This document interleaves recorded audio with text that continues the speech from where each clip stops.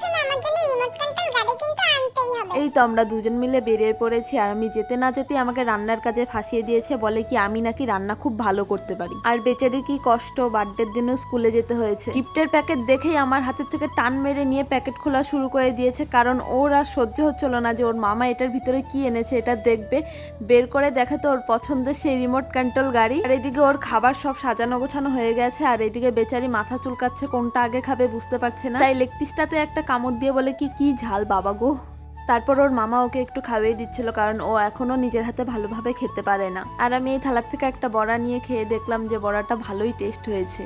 তারপর আমরা সবাই মিলে খাওয়া দাওয়া করে গিয়েছিলাম রামনারায়ণের মন্দিরে। সেখানে ও ধূপকাঠি মোমবাতি জ্বালায়, সবাইকে চকলেট দেওয়া হয়, আর এখানে ওর মামার সাথে ও একটু শয়তানি করে নিচ্ছিল। তারপর বাড়িতে এসে রাতে কীর্তন দিয়ে কেক কাটা হয়, আর ও এখানে ভীষণ ভয় পেয়ে গিয়েছিল, কারণ আমি বলেছিলাম বুলেট এটা কিন্তু ব্রাস্ট হয়ে যায়। তো বার্থডের ভিডিও এখানেই শেষ। পরের দিন আমরা দুজন মিলে চলে আসছিলাম বাড়িতে, আর এই 4 লাইন রাস্তাটা ভীষণই সুন্দর। ভিডিওটা কিরকম লাগলো তোমাদের অবশ্যই কমেন্টে জানাবে।